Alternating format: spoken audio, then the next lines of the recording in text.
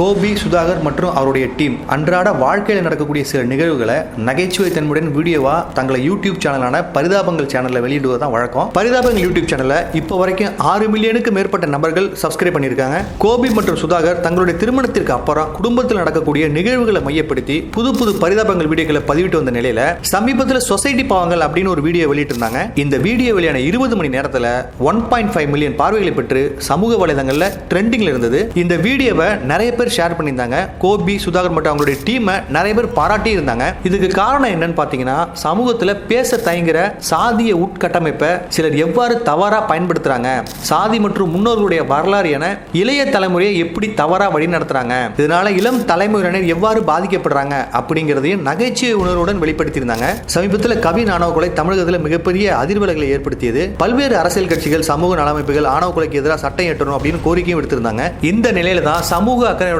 இளைய தலைமுறைக்கு விழிப்புணர்வு ஏற்படுத்தும் வகையில் சொசைட்டி பாவங்கள் வீடியோ அமைந்திருக்கிறதா பலரும் தங்களுடைய சமூக வலைதளங்களில் கருத்து தெரிவிச்சுட்டு வராங்க. இந்த சொசைட்டி பாவங்கள் வீடியோ மிகப்பெரிய அளவில் வைரல் ஆனிச்சு. அது மட்டும் இல்லாமல் சப்ஸ்கிரைபர் தங்களால் முடிஞ்ச நிதியை அவங்களுக்கு அளிச்சுட்டு வந்தாங்க. இப்போ கோபி சுதாகர் மற்றும் பரிதாபங்கள் யூடியூப் சேனல் மீது கோவை மாநகர காவல் ஆணையர் அலுவலகத்தில் ஒரு புகார் அளிக்கப்பட்டிருக்கு.